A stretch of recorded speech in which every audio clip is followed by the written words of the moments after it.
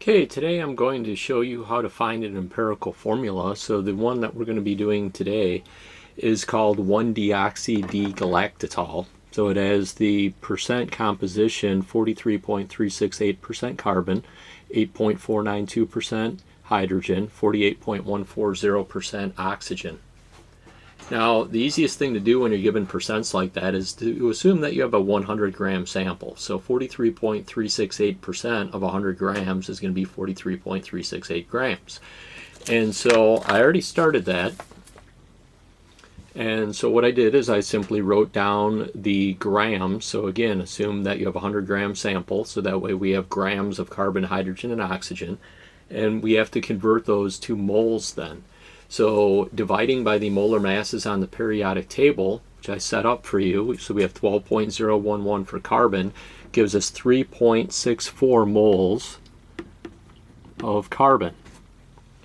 We have 8.425, so we'll call that 8.43 moles of hydrogen, and 3.01 moles of oxygen.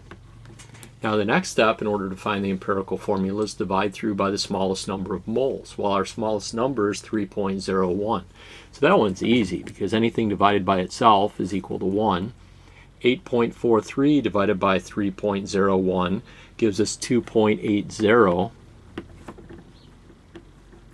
And 3.64 divided by 3.01 gives us 1.21. Now, these numbers over here, in order to round them, the remainder has to be either greater than 0.9 or less than 0.1. Since 0.2 and 0.8 aren't close enough to round, we have to multiply by integers in order to get a whole number.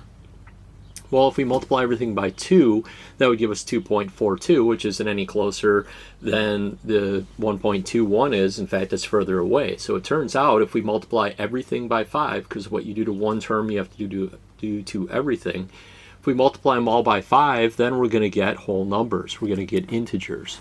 So we're going to take all these and multiply them by 5. Well, 1.21 times 5 gives us 6. 2.80 times 5 is going to give us 14. And then don't forget to multiply the 1 by 5 also, so we get 5. Now when you write the formula, you want to write it exactly the same way as the order of the elements you were given. And so carbon was first, so we have carbon 6, hydrogen 14, oxygen 5. And that's how you find the empirical formula. And in this case, for this compound, 1-deoxy-D-galactitol, it has the same empirical formula and molecular formula, so we've already found both.